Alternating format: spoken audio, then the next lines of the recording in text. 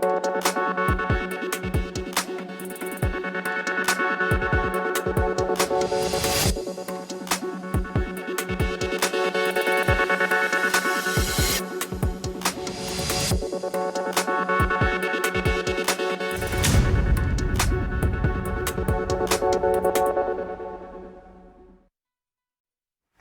आप देख रहे हैं जन टीवी और मैं आपके साथ आकांक्षा पारिक। खबरों की शुरुआत से पहले एक नजर हेडलाइंस पर।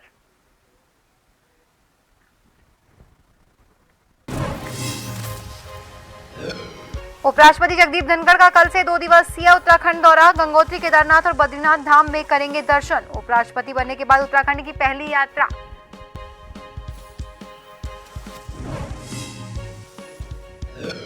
सीएम धामी का चेन्नई, अहमदाबाद और मुंबई में होगा रोड शो। 3 कैबिनेट मंत्री भी रहेंगे मौजूद। वैश्विक निवेशक सम्मेलन के निवेश लक्ष्य को साधेंगे।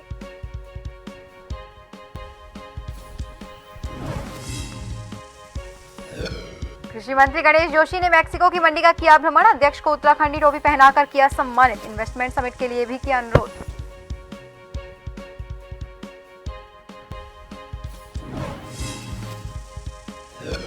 लक्सर में चेकिंग के दौरान स्मैक बरामद। पुलिस ने 2 तस्करों को किया गिरफ्तार। एनडीपीएस एक्ट में केस दर्ज कर भेजा जेल।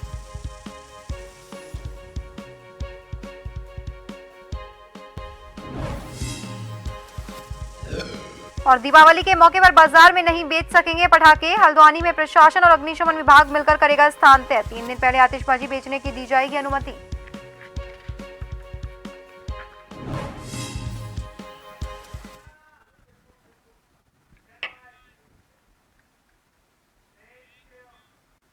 और अब खबरें विस्तार से।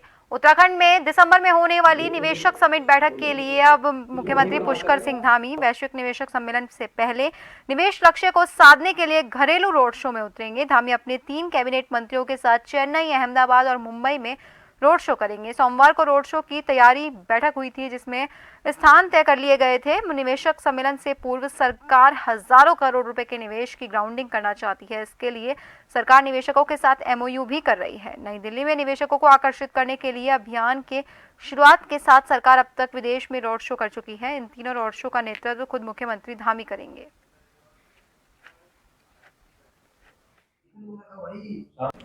देखिए, निश्चित रूप से मैं कह सकता हूं कि जिस प्रकार से माननीय मुख्यमंत्री जी ने कहा है कि 2025 में ये राज्य, उत्तराखंड राज्य सर्वश्रेष्ठ राज्य होगा, औद्योगिक विकास में भी सर्वश्रेष्ठ राज्य होगा। इस पर हमारी सरकार काम कर रही है। और जिस प्रकार से हमने देखा कि लंदन के दौरा रहा हो या यूएई का दौरा रहा हो, इस प्रकार से निवेशकों ने अपनी दिलचस्पी उत्तराखंड राज्य में उद्योग लगाने के लिए दिखाई है। मैं कह सकता हूँ कि दिसंबर के इन्वेस्टर समिट में इसका मूर्त रूप सामने आएगा। और जिस प्रकार से अभी वो चेन्नई गए हैं, मुंबई जा रहे हैं, रोड शो है, वहाँ के उद्योगपतियों से मिलेंगे और उत्तराखंड के अंदर किस प्रकार से हम बेहतर विकास, उद्योगों विकास कर सकें, औद्योगिक इकाइयाँ यहाँ लगा सकें, यहाँ के युवाओं को यहाँ के राज्य, अपने राज्य में रोजगार दे सके, इस पर सरकार काम कर रही है। फोकस होकर इस पर सरकार बेहतर ढंग से माननीय मुख्यमंत्री जी काम कर रहे हैं। मैं ये कह सकता हूँ कि आने वाला समय, आने वाला दशक उत्तराखंड का होगा।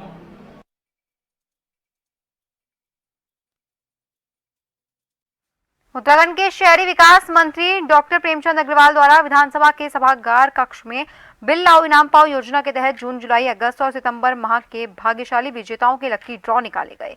राज्य कर विभाग के इस योजना के तहत 6000 विजेताओं को लकी ड्रॉ के माध्यम से श्रेणी के आधार पर स्मार्टफोन, स्मार्ट वॉच और ईयरबड्स मिलेंगे। इस दौरान कैबिनेट मंत्री ने कहा कि आंकड़े दर्शाते हैं योजना को लेकर जनता में असीम उत्साह है और उनके द्वारा अधिकाधिक बिलों को अपलोड किया गया है।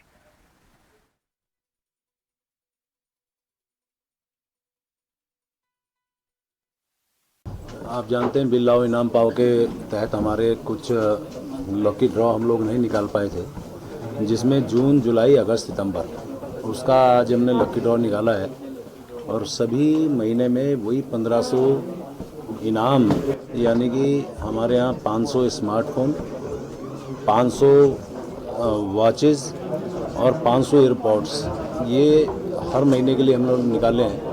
यानी कि 1500 गुणा 4, 6000 इनाम की अभी हमने यहाँ पे लकी ड्रॉ निकाला है। मैं सभी लाभार्थियों को, अभ्यर्थियों को बहुत बधाई दे रहा हूँ और उम्मीद कर रहा हूँ कि इनके बाद अन्य लोग भी इससे लाभान्वित होंगे, वो भी बिल अपलोड करेंगे और मुझे ऐसा लगता है कि पहले से बेहतर स्थिति में लोगों ने अपने बिल अपलोड किए हैं।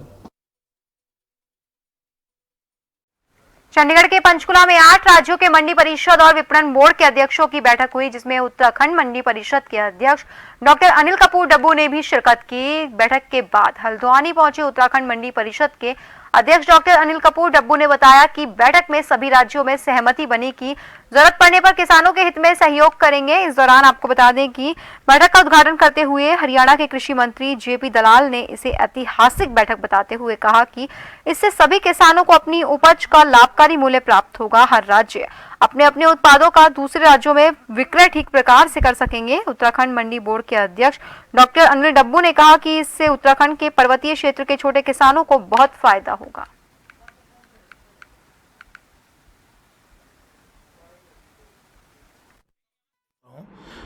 कि उन्होंने सारे राज्यों के मंडी परिषदों के अध्यक्षों की बैठक बुलाई और बहुत अच्छी चर्चा हुई। हम एक दूसरे का माल किस प्रकार ले सकते हैं, किस प्रकार किसानों को फ़ायदा पहुंचा सकते हैं, और इस पर चर्चा हुई। बहुत अच्छे सुझाव आए। मैंने भी अपने क्षेत्र की बात रखी, क्योंकि हमारे यहाँ अधिकांश पर्वतीय क्षेत्रों में मोटा अनाज होता है और मोटे अनाज को माननीय मोदी जी से लेकर पूरी दुनिया ने इस समय सराहा है। और मैंने भी कहा कि बड़ा स्वास्थ्यवर्धक हमारे यहाँ मोटा अनाज होता है, उसका विपणन ठीक प्रकार से हो सके, इस बारे में चर्चा की। बहुत सकारात्मक चीज़ें निकल कर आई हैं। पंचायतों और सभी नगर निकायों से मिट्टी इकट्ठा की गई। इस मिट्टी को विकासखंड और निकाय के मुताबिक कलश में भरकर अल्मोड़ा लाया गया। पीआरडी स्वयंसेवकों के माध्यम से इस मिट्टी को देहरादून और उसके बाद दिल्ली ले जाया जाएगा। जनपद से इकट्ठा हुई इस मिट्टी की कलश यात्रा को सांसद अजय टम्टा और जिलाधिकारी विनीत तोमर ने हरी झंडी दिखाकर रवाना किया और सभी पीआरडी स्वयंसेवकों को देहरादून हेतु प्रस्थान की शुभकामनाएं दी। इन सभी स्वयंसेवकों को सांसद अजय टम्टा ने उत्तराखंड के पारंपरिक वस्त्र भी दिए। जिला युवा कल्याण और प्रांतीय रक्षक दल अधिकारी प्रशांत कुमार ने बताया कि 11 ब्लॉक और 5 नगर निकायों सहित कुल 16 कलश में मिट्टी इकट्ठा कर कलश तैयार किए गए। इन कलशों के साथ पीआरडी जवानों को देहरादून भेजा गया।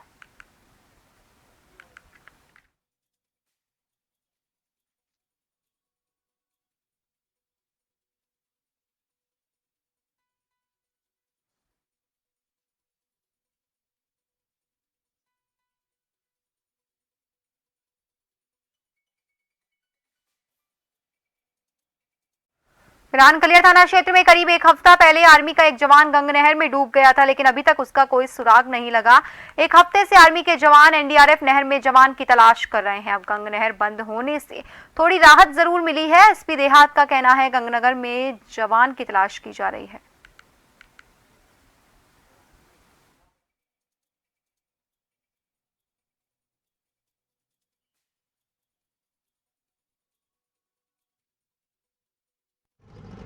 देखिए, हमारे आर्मी के एक जवान लगभग एक हफ्ते पूर्व गंग नहर में डूब गए थे। उनकी शव की तलाश के लिए निरंतर प्रयास जारी है। आर्मी के लोग भी प्रयास कर रहे हैं, पुलिस की तरफ से भी प्रयास जारी हैं, लेकिन अभी तक सफलता नहीं मिल पाई है। उम्मीद करते हैं कि अब जब नहरबंदी हुई है, पानी का स्तर कम हुआ है, तो उनका शव ढूंढने में आसानी होगी और जल्द ही उन्हें ढूंढ लिया जाएगा। वाल्मीकि जयंती के नाम पर जागरण कराने को लेकर चंदा मांगने वाले 2 ठगों को पुलिस ने हिरासत में लिया है, जिनके पास से पुलिस को चंदे की रसीद, बुक और नकदी भी बरामद हुई। दोनों आरोपी सुशील कुमार और कुंवरपाल जानसर जिला मुजफ्फरनगर के निवासी हैं। दोनों से सख्ती से पूछताछ की गई। आरोपी ने बताया कि उनके पास कोई रोजगार नहीं है, जिसके चलते अपने परिवार को पालने के लिए वो फर्जी रसीदों का सहारा लेते हैं।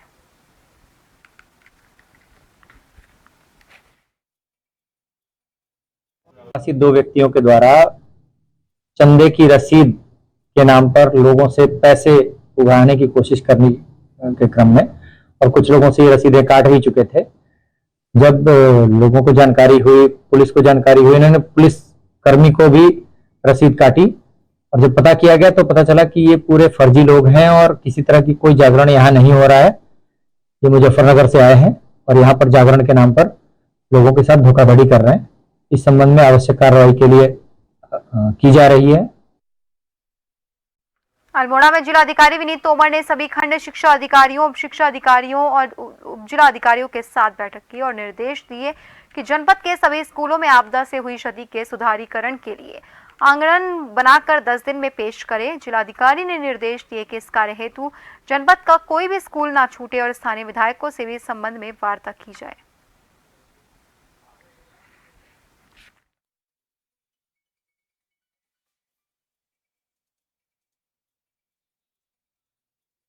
और फिलहाल के लिए खबरों में रुकेंगे एक छोटे से ब्रेक के लिए, जल्द हाजिर होंगे, बने रहिए जन टीवी के साथ।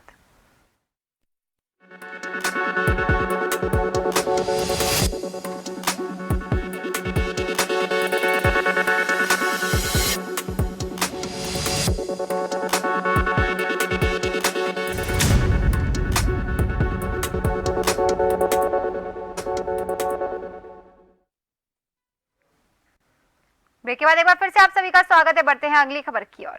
उत्तराखंड राज्य आंदोलनकारी के 10% क्षैतिज आरक्षण को लेकर राज्य आंदोलनकारियों का इंतजार बढ़ता ही जा रहा है। प्रवर समिति का कार्यकाल 2 महीने और बढ़ाए जाने के बाद राज्य आंदोलनकारियों में रोष है। दीपावली और राज्य स्थापना दिवस पर राज्य आंदोलनकारी क्षैतिज आरक्षण मिलने के इंतजार में थे, लेकिन समिति का कार्यकाल और बढ़ाए जाने के बाद राज्य आंदोलनकारी मायूस हैं।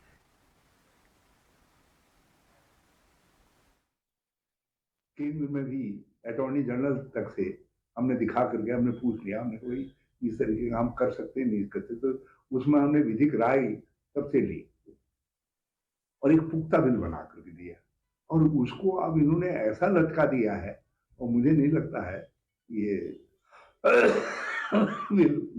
लोकसभा के चुनाव तक लटकाए रहेंगे और लोकसभा के चुनाव के बाद फिर ये कोई न कोई बहाना करके हिस्सा बता देंगे। आप जानते हैं कि पहले भी हरीश रावत जी ने इसको पास किया था, लेकिन राज्यपाल के अटक गया था। हाई कोर्ट के भी कुछ निर्णय इसके अगेंस्ट दिए, तो क्योंकि हमारे सामने वो सारे वैधानिक तकनीकी कारण हैं जिनको रिमूव करते हुए हमको उसको ठीक करना है। लाइक कल वो चीजें भविष्य में किसी के लिए समस्या पैदा न हो, उसमें थोड़ा समय जरूर लग रहा है, लेकिन एक फुल प्रूफ व्यवस्था हम बनाने जा रहे हैं। और आंदोलनकारियों को मैं पूरी तरह आश्वस्त करना चाहता हूँ, मैं वहां पर बैठा हूँ, मेरे होते हुए उनके हितों को कोई रोक नहीं सकता, मार नहीं सकता है। हम जो व्यवस्था बनाएंगे आगामी समय के लिए बेहतर व्यवस्था बना के देंगे। विजयदशमी के मौके पर यमुनोत्री धाम के कपाट बंद करने की तिथि घोषित कर दी गई। मां यमुना के कपाट 15 नवंबर को भैया दूज के बाद 11:57 पर अभिजीत मुहूर्त में बंद कर दिए जाएंगे। इसी दिन मां यमुना की उत्सव डोली भगवान सोमेश्वर की अगुवाई में शीतकालीन प्रवास स्थल खरसाली के लिए प्रस्थान करेगी।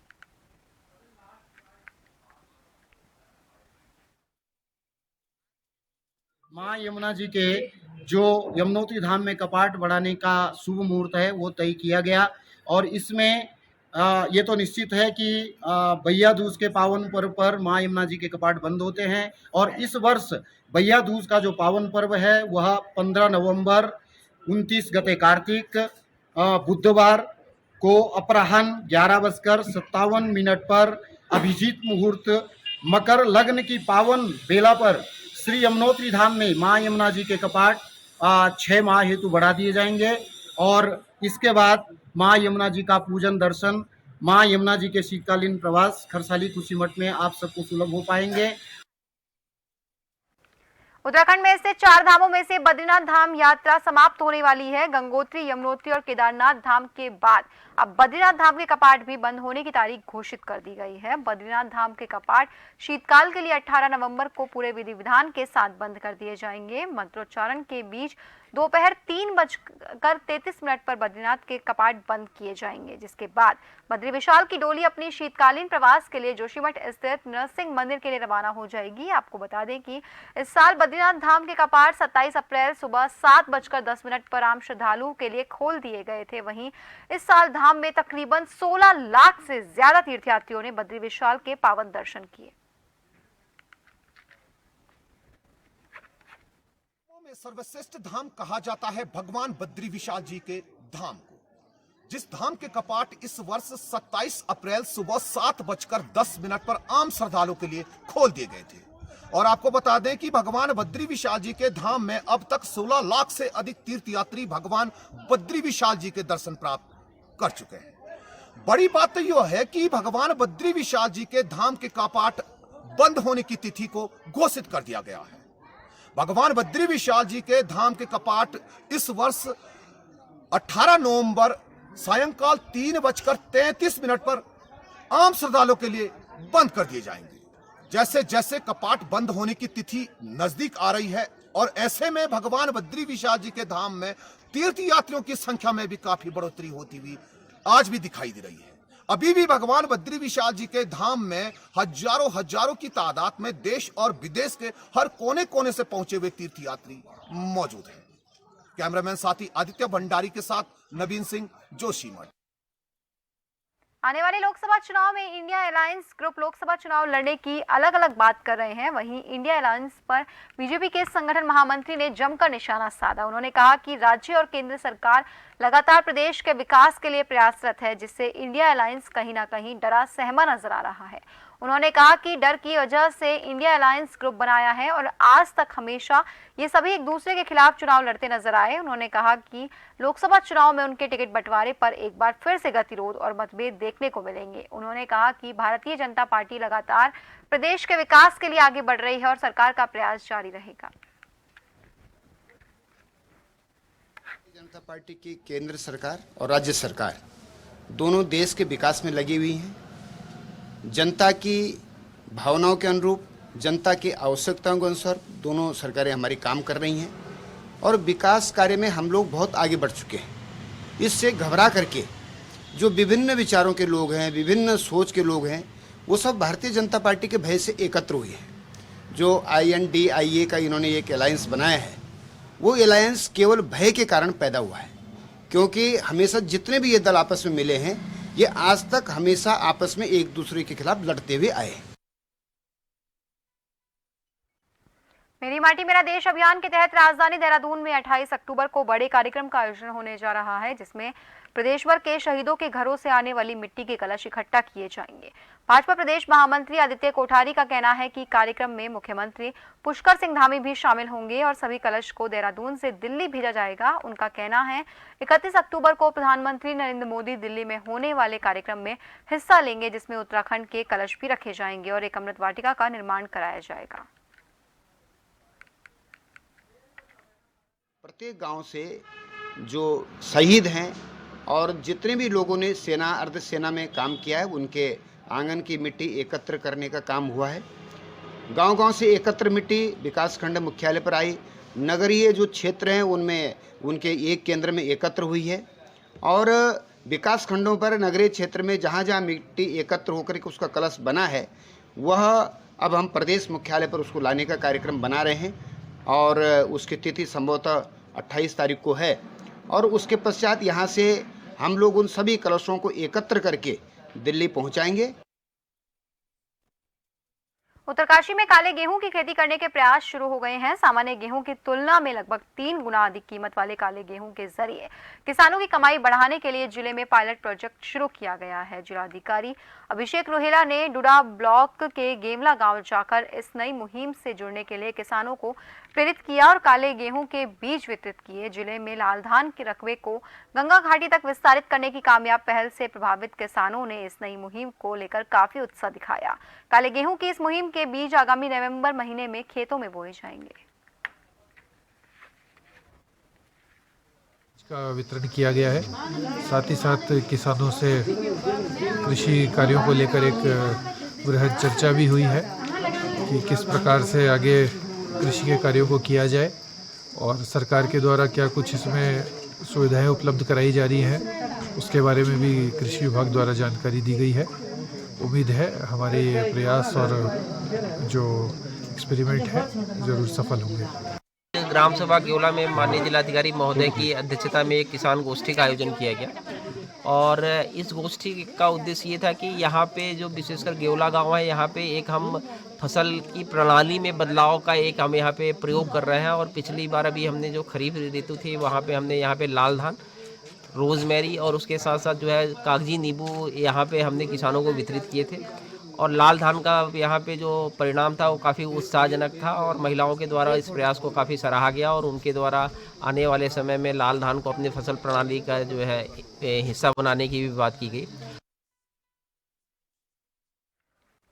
पिथौरागढ़ पुलिस अधीक्षक लोकेश्वर सिंह के आदेश के मुताबिक नशा मुक्ति देवभूमि उत्तराखंड अभियान के तहत ग्रामीण क्षेत्र अंतर्गत अवैध रूप से भांग की खेती करने वाले, नशे का अवैध कारोबार करने वालों के विरुद्ध कार्रवाई की जा रही है। इसी क्रम में थाना अध्यक्ष दिनेश चंद्र सिंह के नेतृत्व में पुलिस टीम द्वारा ग्राम खमातड़ी में लगभग 8 नाली भूमि में अवैध रूप से की जा रही भांग की खेती को नष्ट किया गया। पुलिस टीम द्वारा स्थानीय ग्रामीणों को भविष्य में भांग की खेती न करने और नशे से होने वाले दुष्परिणामों से अवगत कराते हुए नशा मुक्ति अभियान में पुलिस का सहयोग करने की अपील की गई। और फिलहाल के लिए खबरों में बस इतना ही। बने रहिए जन टीवी के साथ। नमस्कार।